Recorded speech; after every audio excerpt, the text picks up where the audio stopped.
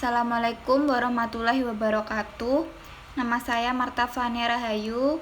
Di sini saya akan menjelaskan konsep pasar persaingan tidak sempurna. Pasar oligopoli. Dilihat dari segi bahasa, oligopoli berasal dari dua kata, yaitu oligos yang berarti banyak dan polein yang berarti menjual. Jadi secara bahasa, oligopoli berarti menjual dalam jumlah yang banyak. Sedangkan dalam ilmu ekonomi, pasar oligopoli adalah suatu jenis pasar di mana hanya terdapat beberapa produsen penjual untuk menyediakan keperluan dari pembeli yang banyak di pasar. Dalam kondisi seperti itu, maka barang yang dijual menjadi cenderung homogen dan sulit dibedakan. Oleh karenanya, pasar oligopoli tergolong sebagai salah satu jenis pasar dengan persaingan yang tidak sempurna. Dalam pasar oligopoli, tiap perusahaan akan memposisikan diri sebagai bagian dari permainan pasar. Hal tersebut tentu perlu dilakukan karena keuntungan yang mereka dapat sangat bergantung pada perusahaan pesaingnya. Setiap kebijakan yang diambil satu perusahaan akan sangat mempengaruhi perusahaan lain, sehingga persaingan akan semakin ketat dalam membuat harga dan kualitas. Ciri-ciri: hanya terdapat beberapa produsen yang menguasai banyak konsumen di pasar. Biasanya jumlah produsen tidak sampai 10 perusahaan. Produk yang diperjualbelikan bisa bersifat homogen, bisa pula beragam. Sistem harga menjadi kaku atau cenderung sama karena adanya kepemimpinan harga oleh perusahaan terbesar di pasar. Memiliki kurva permintaan dengan elastisitas silang yang relatif tinggi. Setiap perusahaan cenderung memberlakukan harga pasar yang umum. Promosi dan inovasi merupakan strategi yang sangat penting. Promosi melalui iklan atau media dilakukan secara intens. Bisa dilihat di televisi. Iklan-iklan produk rumah tangga tersebut selalu tampil juga di televisi. Biasanya perusahaan lain atau baru sulit memasuki pasar oligopoli yang sudah eksis. Kelebihan: yang pertama, persaingan yang ketat menjadikan setiap perusahaan sangat mengupayakan inovasi dan menjaga kualitas terbaiknya. Yang kedua, harga produk menjadi lebih sesuai dengan keinginan konsumen karena persaingan antar produsen yang ketat membuat masing-masing produsen tidak mampu mematok harga terlalu tinggi. Yang ketiga, meskipun tidak banyak, tetapi setidaknya konsumen punya beberapa pilihan merek yang sesuai dengan keinginannya. Dan yang keempat, kegiatan produksi menjadi lebih efektif. Kekurangan: yang pertama, produsen baru sulit untuk masuk ke pasar sehingga pertumbuhan ekonomi cenderung lambat karena persaingan hanya terjadi di beberapa produsen saja.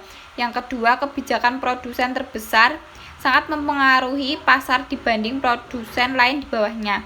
Ketiga, karena promosi sangat penting, modal untuk iklan menjadi sangat banyak sehingga bisa menjadi pemborosan ekonomi jika tidak tepat sasaran. Yang keempat, cukup sulit untuk melakukan pemerataan pendapatan. Yang kelima, peluang munculnya eksploitasi yang berlebihan dalam kegiatan pasar menjadi lebih besar. Dan yang terakhir, perusahaan yang sudah memiliki jam terbang lebih memiliki peluang menikmati skala ekonomis sehingga bisa menurunkan biaya produksi dan menurunkan harga pasar. Hal ini tentu merugikan perusahaan di bawahnya atau pendatang. Contoh, pasar oligopoli murni. Pasar oligopoli murni maksudnya adalah pasar yang di dalamnya terdapat beberapa produsen dengan produk yang dijual bersifat identik atau sama sehingga sulit untuk dibedakan.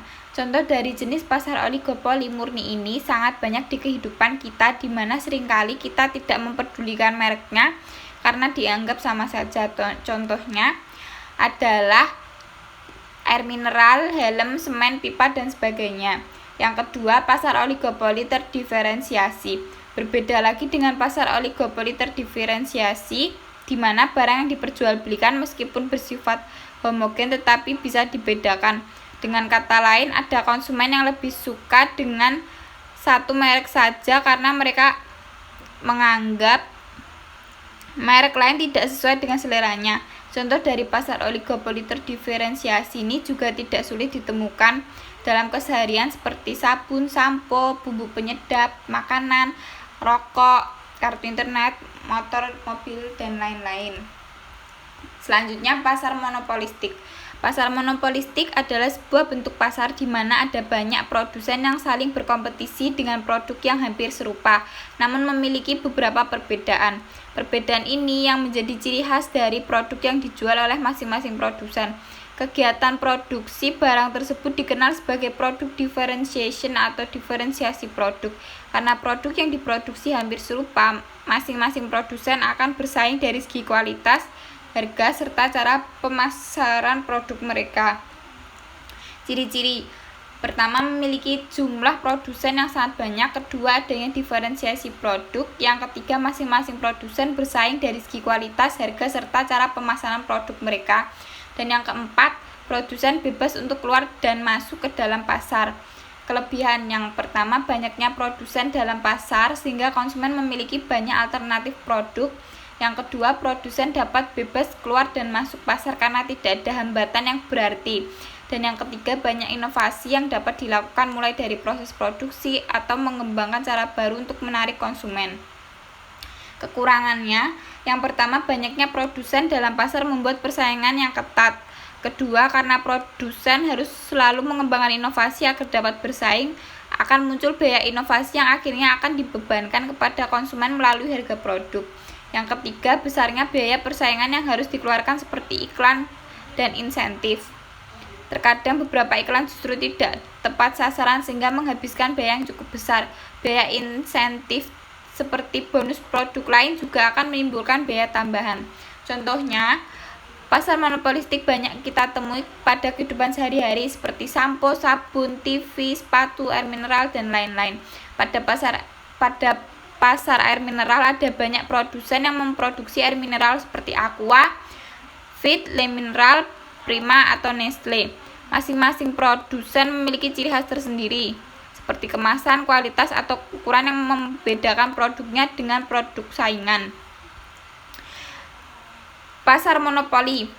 Pengertian: pasar monopoli adalah sebuah produsen atau bentuk pasar yang hanya satu saja, namun produk atau jasanya ini dibutuhkan atau digunakan banyak orang tanpa kompetitor produk yang sama. Dengan adanya satu perusahaan saja yang memproduksi produk atau jasa tersebut menjadikan pengendali pasar dan kemungkinan bisa menjadi pengendali harga. Kelebihan: yang pertama, melindungi hak kekayaan dari seorang individu saja yang mana ada potensi untuk mengembangkan inovasi yang juga dibutuhkan nantinya. Yang kedua, pemerintah bisa mengambil peran untuk melindungi sumber daya alam negara yang mana sangat dibutuhkan masyarakat. Yang ketiga, perusahaan dengan jenis pasar ini tak perlu mengeluarkan banyak modal hanya untuk berpromosi. Kekurangan: satu, konsumen dari pasar jenis ini tentunya tak memiliki pilihan lain selain membeli produk atau jasa tersebut. Hal ini akhirnya membuat keuntungan terpusat untuk perusahaan yang menerapkan jenis pasar ini. Kedua, perusahaan tidak memberikan layanan secara efisien dan optimal karena perusahaan ini bisa mengurangi dan menetapkan harga jualnya. Ciri-ciri: adanya satu produsen atau perusahaan yang bisa menarik daya beli banyak orang. Kedua, perusahaan baru pasti akan menemukan hambatan jika harus membuat produk atau layanan yang serupa. Produsen bisa menentukan harga jual sesuka hati dan tidak ada barang pengganti yang bisa dipilih orang. Contoh perusahaan monopoli di Indonesia yang pasti pernah digunakan adalah kereta api, layanan listrik, atau layanan pesawat telepon. Sekian presentasi dari saya. Bila ada salah dan kurangnya, saya mohon maaf. Wassalamualaikum warahmatullahi wabarakatuh.